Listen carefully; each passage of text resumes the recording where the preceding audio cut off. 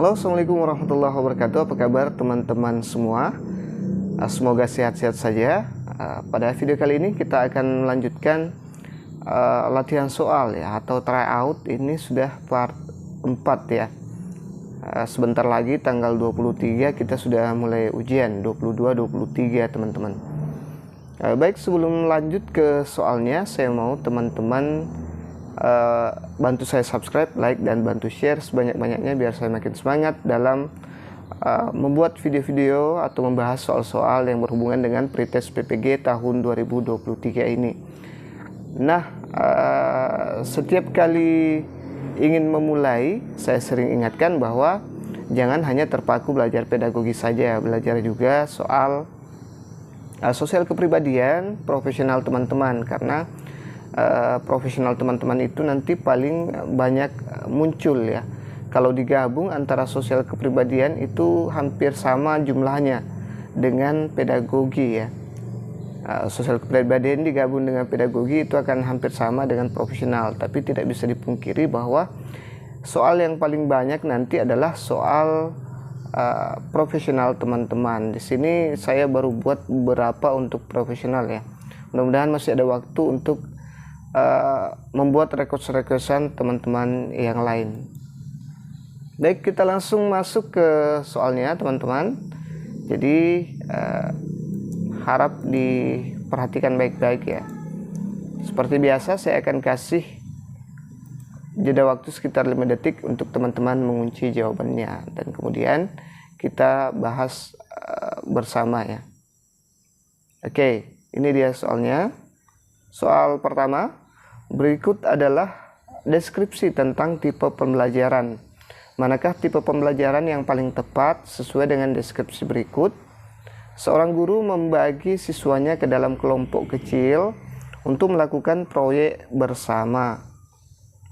Setiap kelompok bertanggung jawab untuk mencari informasi, menganalisis data, dan mempresentasikan hasil kepada seluruh kelas. A. Pembelajaran kooperatif, B. Pembelajaran ekspositori, C. Pembelajaran langsung, D. Pembelajaran mandiri. Nah, yang mana di sini tipe pembelajaran yang paling tepat sesuai dengan deskripsi yang ada di sini ya, dibagi menjadi kelompok-kelompok kecil ya. Kemudian melakukan proyek secara bersama. Oke. Kalau teman-teman dirasa cepat, seperti biasa, pause dulu videonya baru lanjutkan lagi. Kita lihat jawabannya. Jadi jawaban yang tepat adalah opsi A ya. Dia berada di pembelajaran kooperatif ya teman-teman. Kita lihat pembahasannya. Dalam pembelajaran kooperatif, siswa bekerja dalam kelompok-kelompok kecil untuk mencapai pembelajaran bersama-sama. Mereka berbagi tanggung jawab, saling berinteraksi, dan saling mendukung dalam proses belajar. Deskripsi pada soal mencerminkan kegiatan yang khas dalam pembelajaran kooperatif ya. Jadi kooperatif itu sudah saya jelaskan beberapa kali bahwa dia ada kata bekerja sama ya. Bersama-sama ini juga ya. Oke, kita lanjut ke soal berikutnya. Jangan lupa subscribe, like, dan bantu share. Nah, tadi itu soal pedagogis, sekarang ini adalah soal sosial kepribadian guru ya. Anda memiliki siswa yang ingin sekali menguasai keterampilan yang menurut Anda belum saatnya dikuasai oleh siswa tersebut. Di sekolah hanya Anda yang dapat melatihnya. Namun Anda tidak memiliki waktu luang. Ucapan yang tepat dikatakan kepada siswa adalah A. Bahwa siswa tidak perlu belajar keterampilan itu dan tidak perlu berlatih kepada saya. B. Bahwa siswa belum waktunya menguasai keterampilan itu dan saya sibuk sehingga tidak bisa melatihnya. C. Bahwa siswa itu bisa belajar sendiri untuk menguasai keterampilan itu. D.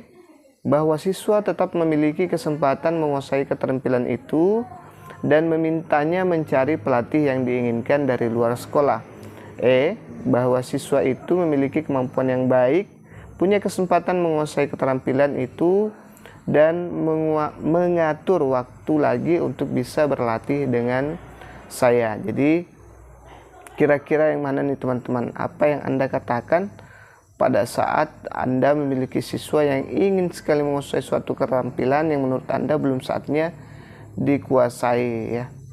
Dan pada saat itu di sekolah Anda hanya Anda yang bisa mengajarkan keterampilan itu. Kira-kira kata-kata yang mana yang cocok? Nah, seperti biasa, bagi yang sering nonton video saya, bahwa sosial kepribadian itu tidak ada jawaban 0 ya. Semua memiliki nilai mulai 1 sampai 5. Jadi kita usahakan pilih opsi yang memiliki poin 5 ya. Minimal kalau memang terpleset sedikit itu hanya 4 ya. Jangan sampai di 1, 2 itu atau 3 itu bakal gawat nanti, tidak bisa menunjang nilai kita. Oke, kita lihat jawabannya. Jadi yang tepat adalah bahwa siswa belum menguasai keterampilan itu dan saya sibuk sehingga tidak bisa melatihnya. Nah, coba kita lihat ya. Di sekolah hanya Anda yang dapat melatihnya, namun Anda tidak memiliki waktu luang. Ucapan yang tepat dikatakan kepada siswa adalah itu tadi ya, yang opsi B. Nah, ini bahwa siswa belum waktunya menguasai keterampilan itu dan saya sibuk sehingga tidak bisa memiliki waktu luang. Ini poin tertinggi menurut saya ya teman-teman. Kalau opsi A, bahwa kita tidak perlu belajar keterampilan itu sama dengan langsung mematahkan semangatnya. Ini sangat tegas dan langsung menurunkan semangat siswa. Yang C, bahwa siswa itu tidak bisa belajar sendiri untuk menguasai keterampilan itu. Bisa juga ini, tapi kita tahu bahwa dia belum mampu ya, atau belum saatnya. Jadi saya kira yang C ini juga kurang pas ya. Bahwa siswa tetap memiliki kesempatan menguasai keterampilan itu dan memintanya mencari pelatih diinginkan dari luar sekolah.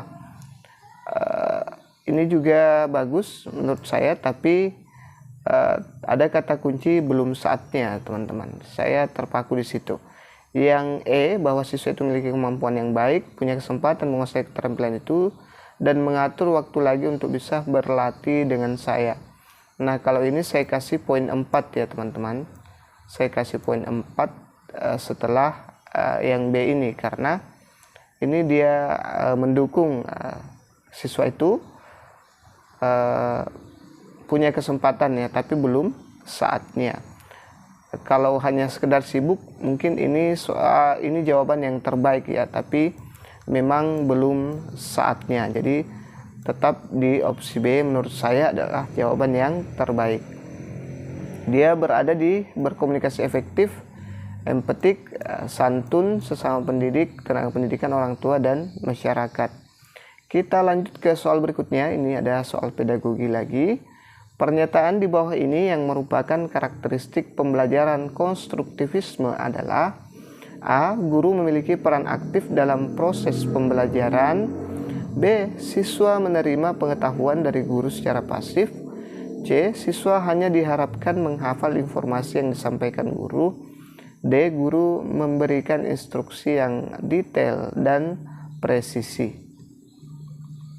Nah, pernyataan yang manakah yang di bawah ini yang merupakan karakteristik pembelajaran konstruktivisme? Jangan lupa subscribe, like, dan bantu share ya teman-teman. Oke, kita lihat jawabannya. Kalau dirasa terlalu cepat, teman-teman bisa pause dulu videonya ya.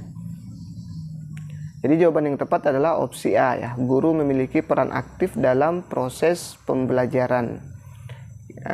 Itu dia, karakteristik pembelajaran konstruktivisme adalah bahwa siswa harus aktif terlibat dalam membangun pengetahuan mereka sendiri melalui interaksi, refleksi, dan pemecahan masalah. Dalam pendekatan konstruktivisme, guru berperan sebagai fasilitator yang membantu siswa dalam membangun pemahaman mereka.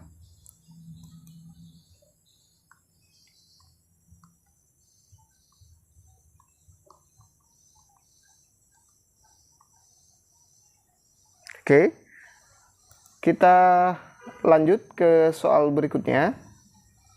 Ini soal sosial kepribadian lagi. Menurut saya, gambaran ideal seorang guru adalah A. Memahami pentingnya perencanaan kerja dan bertanggung jawab dalam pencapaian tujuan sekolah, lebih terarah dan terukur kinerjanya. B. Memahami pentingnya pelaksanaan kerja dan perwujudan tanggung jawab agar tujuan sekolah lebih terarah dan terukur kinerjanya. C. Melaksanakan tugas dan tanggung jawab sebagai guru agar tujuan sekolah lebih terarah dan terukur kinerjanya. D. Melaksanakan tugas-tugas sesuai aturan yang berlaku, deskripsi pekerjaan dan tanggung jawabnya agar tujuan sekolah lebih terarah dan terukur kinerjanya. E.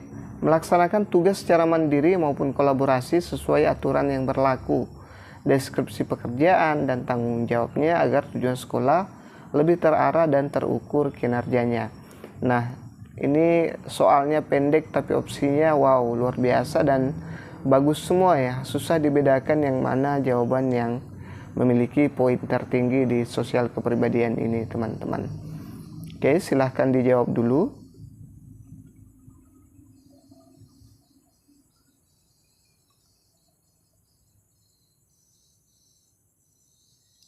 Kita lihat jawabannya, saya yakin teman-teman sudah kunci. Jadi opsi E ya.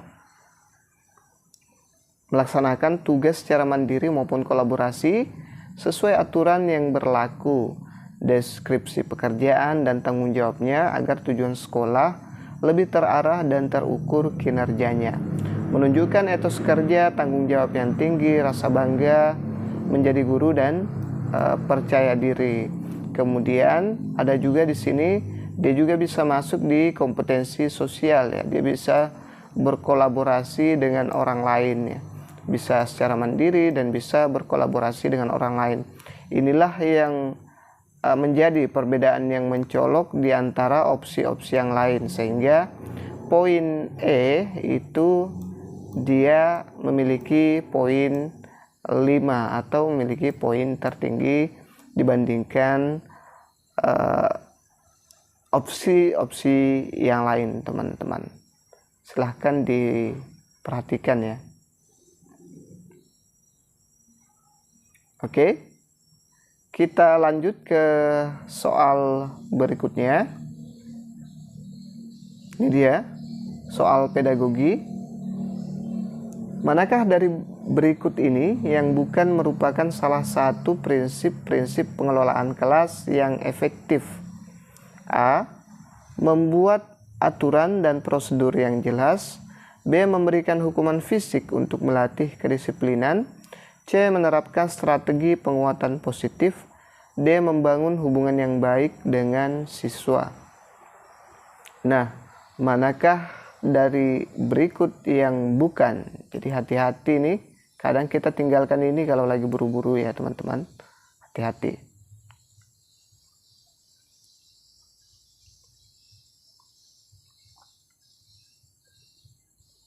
Oke, saya yakin teman-teman sudah mengunci jawabannya. Kita lihat jawaban yang tepat. Jadi jawaban yang tepat adalah opsi B ya teman-teman.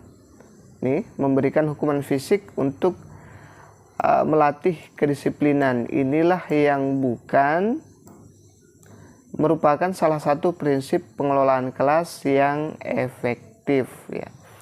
Kalau membuat aturan dan prosedur yang jelas itu saya kira efektif. Kemudian menerapkan strategi penguatan positif juga dia efektif. Dan membangun hubungan yang baik dengan siswa itu saya kira efektif juga. Jadi yang bukan adalah memberikan hukuman fisik ya. Sekarang bukan lagi zamannya hukuman fisik ya, karena kita dituntut oleh pemerintah tidak melakukan hukuman fisik lagi, tapi lebih ke arah yang positif ya. Meskipun sekarang kenyataannya siswa itu semakin membandel dan kurang berkah ilmunya. Seperti itu. Oke, kita lanjut ke soal berikutnya. Jangan lupa subscribe, like, dan bantu share sebanyak-banyaknya teman-teman. Ini ada sosial kepribadian lagi ya.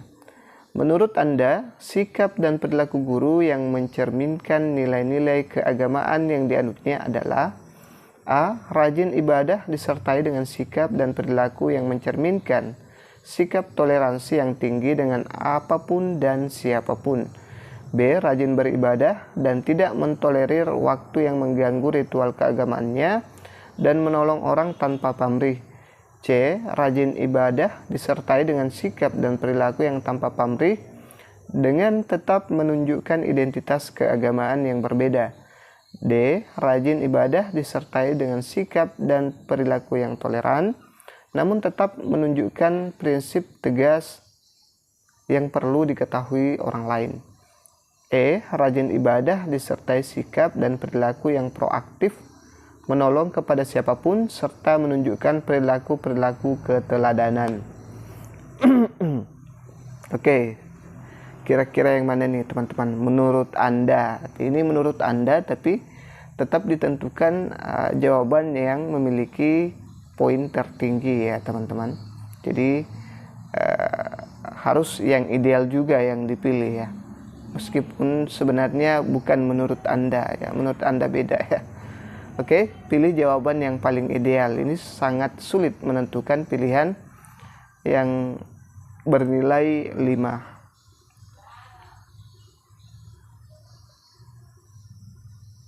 Oke, saya yakin teman-teman sudah mengunci jawabannya. Kita lihat jawabannya. Jadi jawaban yang tepat adalah rajin beribadah disertai sikap dan perilaku yang proaktif, menolong kepada siapapun, serta menunjukkan perilaku-perilaku keteladanan. Ini dia berada di kompetensi kepribadian dan sosial ya teman-teman. Dia juga masuk di kompetensi sosial. Bertindak sesuai dengan norma agama, hukum, sosial, dan kebudayaan nasional Indonesia. Kita lihat apa yang membedakan. Yang paling mencolok adalah adanya kata perilaku-perilaku, menunjukkan perilaku-perilaku keteladanan. Kalau yang lain ini agak jelek ya. Saya pikir ini rendah nilainya. Kalau rajin ibadah disertai dengan sikap perilaku tanpa pamrih dengan menunjukkan identitas keagamaan yang berbeda. Nah, ini juga terlalu ekstrim menurut saya. Tidak perlu terlalu menunjukkan identitas agama kita ya di depan orang-orang. Ya, rajin beribadah tidak mentolerir waktu yang mengganggu ritual keagamaannya ini. Nah, terlalu juga ya. Dia tidak bisa mentolerir ya, terlalu keras juga ya. Rajin ibadah disertai sikap perilaku yang mencerminkan sikap toleransi yang tinggi dan apapun dan siapapun. Ini saya pikir memiliki poin 4 ya, tertinggi kedua setelah opsi E. Kita sebagai seorang guru, teladan kita adalah Ki Hajar Dewantara yang harus menjadi panutan atau teladan ya, untuk masyarakat luas khususnya teman-teman. Jadi ngarso sang tulada ya, apa ya bahasa Jawanya, seperti itu. Kita harus menjadi teladan di sekolah maupun di masyarakat luas teman-teman. Oke, itu saja dulu yang sempat kita bahas pada kesempatan kali ini. Mudah-mudahan masih ada waktu untuk tryout yang selanjutnya. Jangan lupa subscribe, like, dan bantu share. Saya doakan semuanya lulus yang belajar di sini, insyaallah, amin. Itu saja. Assalamualaikum warahmatullahi wabarakatuh. See you next time.